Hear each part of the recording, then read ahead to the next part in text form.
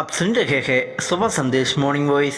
अब प्रफुल्ल दास जोशी ब्रह्मा संसर्जन से बांटा जाएगा।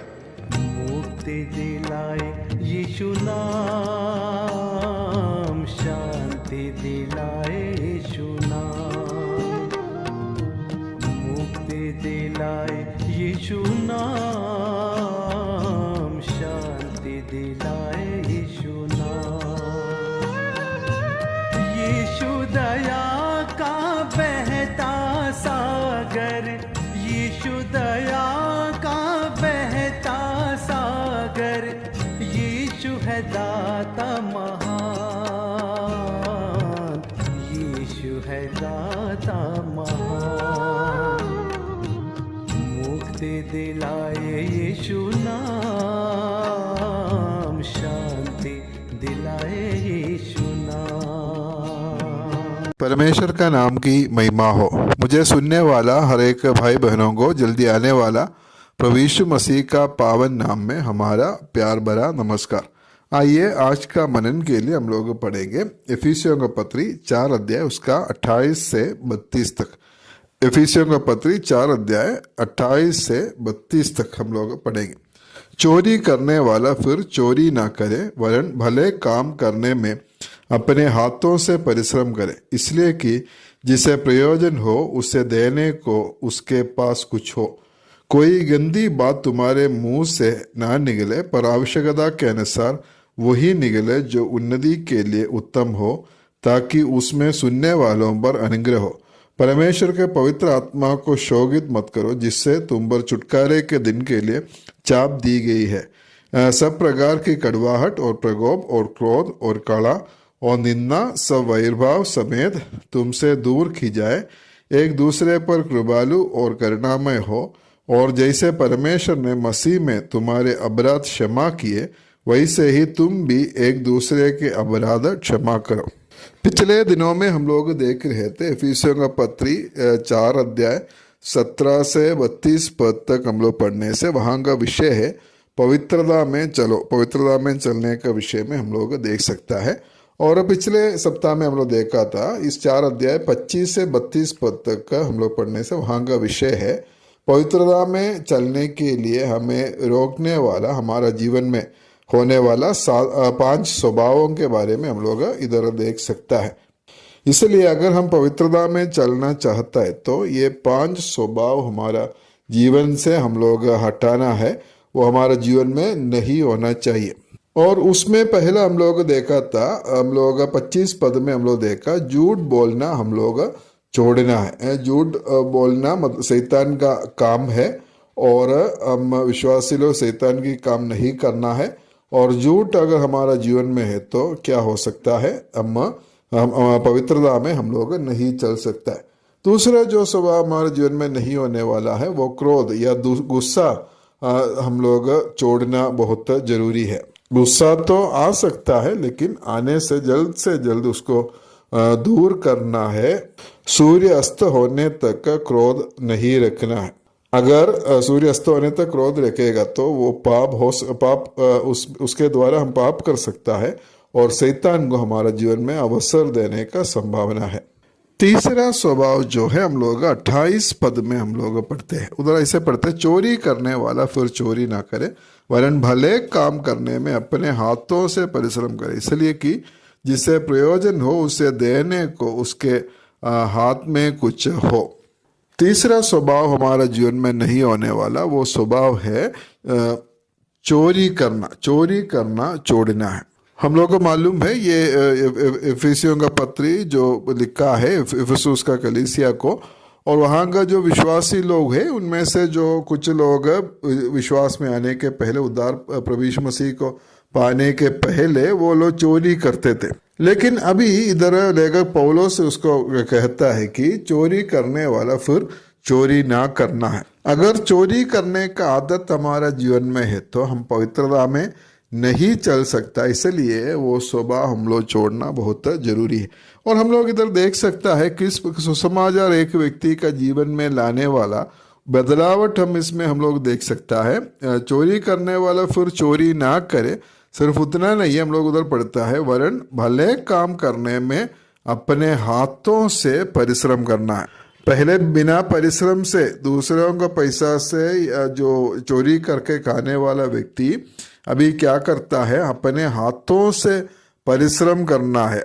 उसका जीवन में वो बदलावट आता है प्रभु में आने के बाद में। हम लोग उसके बाद में पढ़ते फिर वो भी नहीं है, भले काम करने में अपने हाथों से परिश्रम करे, इसलिए कि जिसे प्रयोजन हो उसे देने को उसके पास कुछ होना है। पहले दूसरों का जो पैसा से या चोरी करके खाना खाते थे, लेकिन अभी जो है अपने हाथों से परिश्रम कर, प्रभु में आने के बाद में अपने हाथों से परिश्रम करता है। और सिर्फ इतना नहीं है, अपना हाथों से परिश्रम करके क्या करता है, जिसका जरूरत है उसको भी देता है। पहले दूसरों से जो लेने वाला व्यक्ति अभी दूसरों को देने वाला बन गया है। संपूर्ण परिवर्तन, संपूर्ण बदलावट हम इधर देख सकता है। एक व्यक्ति प्रभु यीशु मसीह में आने से उसका जीवन में इस प्रकार का संपूर्ण जो परिवर्तन हम लोग देख सकता है। ये नया नियम में हम लोग देखने से अपने हाथों से परिश्रम करके खाने को के बारे में हम लोग देख सकता है। थिस्सलुनीकियों का दूसरा पत्री 3 अध्याय उसका 10 पद में हम लोग पढ़ता है, जब हम तुम्हारे यहाँ थे तब भी ये आज्ञा तुम्हें देते थे कि यदि कोई काम करना ना चाहे तो खाना भी ना खाए। इसलिए पवित्रता में चलने के लिए हमें रोकने वाला जो तीसरा जो बात है वो है चोरी करना। अगर वो हमारा जीवन में है तो उसको हम लोग छोड़ना है और अपना हाथों से परिश्रम करके हम लोग जीना है। और चौथा बात को हम लोग देख सकता है, चौथा स्वभाव हमारा जीवन में नहीं होने वाला। हम लोग उसका 29 में हम लोग पढ़ता है, कोई गंदी बात तुम्हारे मुंह से ना निकले, पर आवश्यकता के अनुसार वही निकले जो उन्नति के लिए उत्तम हो, ताकि उससे सुनने वालों पर अनुग्रह हो। चौथा जो स्वभाव है, गंदी बात हमारा मुंह में नहीं होना है, उसको हम लोग छोड़ना है।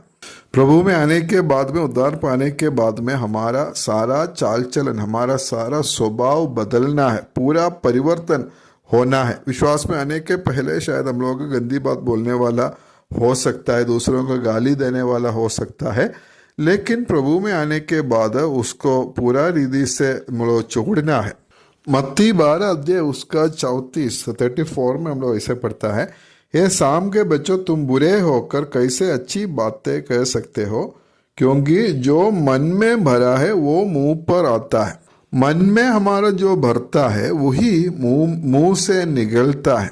इसलिए सबसे पहले हमारा हृदय में, मन में जो अच्छी बातें, अच्छी सोच विचार हम लोग रखना है, तभी हमारा बोली में भी वही आएगा।